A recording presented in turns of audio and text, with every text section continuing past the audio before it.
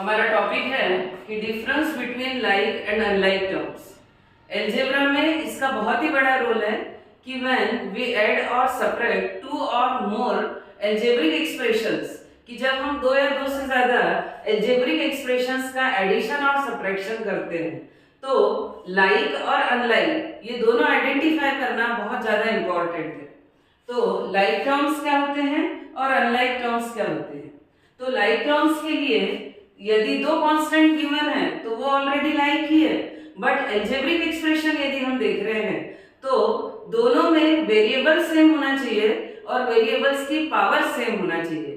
Means the variables and their powers should be same in like terms, कि like terms में दोनों equal होना चाहिए।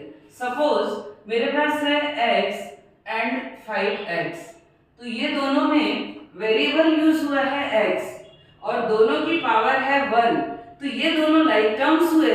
इट डजंट मैटर कि इसका कोएफिशिएंट क्या है, इसका कोएफिशिएंट 5 है, इसका कोएफिशिएंट 1 है, लेकिन दोनों में वेरिएबल x है और उनकी पावर सेम है, तो they are called like terms. ये हुआ हमारा। सपोज हमारे पास गिवन है x² y एंड y(x²) या 7y(x²). यदि इस तरीके से हमारे पास गिवन है तो सबसे पहले हम ये देखेंगे, यहाँ x raise to the power है 2, तो यहाँ भी x raise to the power है 2, यहाँ y टू दी पावर है 1, तो यहाँ भी y टू दी पावर है 1। अब कोएफिशिएंट से वैसे भी कोई लेना देना नहीं है, तो यहाँ पर वेरिएबल्स और उनकी पावर्स जो है वो सेम है और ये मल्टीप्लाई में है। यहाँ दोनों के पास variable x and to the power 2 and y to the power 1, तो variable same and their powers are same, so they are called like terms. अब सपोज हमारे पास गिवन है कि -9m एंड -3m। अब यदि इनके कोएफिशिएंट सेम नहीं है तो इससे कोई फर्क नहीं पड़ता, लेकिन यहाँ पर वेरिएबल m यूज हुआ है और वेरिएबल की पावर 1 है, तो ये सारे लाइक टर्म्स के एग्जांपल्स हुए। अब यदि इसके जस्ट अपोजिट अपन चलते हैं, अनलाइक पे यदि हम बात करें और यदि हमारे पास गिवन हो कि -3m² और सेकंड गिवन है -3n²। अब दोनों के कोएफिशिएंट सेम है, लेकिन लाइक और अनलाइक के लिए हमको कोएफिशिएंट्स को देखना ही नहीं है, तो वेरिएबल्स, यहाँ वेरिएबल यूज हुआ है m और यहाँ वेरिएबल यूज हुआ है n, तो बोथ आर डिफरेंट वेरिएबल्स, उनके पावर्स से हमें कोई लेना देना नहीं, क्योंकि जब वेरिएबल्स ही सेम नहीं है तो वी कांट ऑपरेट देम, हम उनका एडिशन और सब्ट्रैक्शन नहीं कर सकते। क्यों? क्योंकि वो लाइक टर्म्स नहीं है, they are called unlike terms.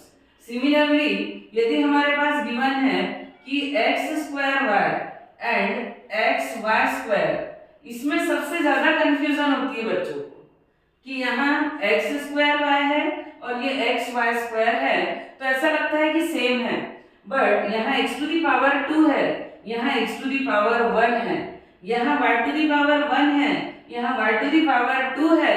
भले यहाँ पर ये दिखने में सेम दिख रहे होंगे, लेकिन यहाँ x टू दी पावर 2 है, यहाँ x टू दी पावर 1 है, यहाँ y टू दी पावर 1 है, यहाँ y² है, तो यहाँ वेरिएबल्स की पावर्स सेम नहीं है, so they are unlike terms.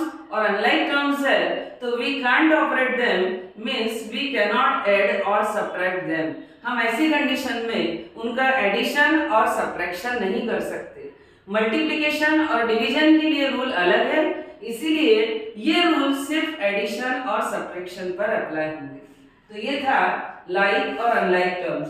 हम कुछ एग्जांपल्स और भी ले सकते हैं कि सपोज हमारे पास है x³ y² z और सेकंड है कि x y² z²। अब x y z इसके भी पास है, इसके भी पास है, लेकिन यदि यहाँ पावर 3 है, यहाँ 1 है, ये पावर 2 है, ये 2 है, यहाँ z टू दी पावर 1 है, यहाँ 2 है, पावर्स यदि सेम नहीं है तो ऐसी कंडीशन में they are called unlike terms. तो ये डिफरेंस था लाइक एंड अनलाइक टर्म्स।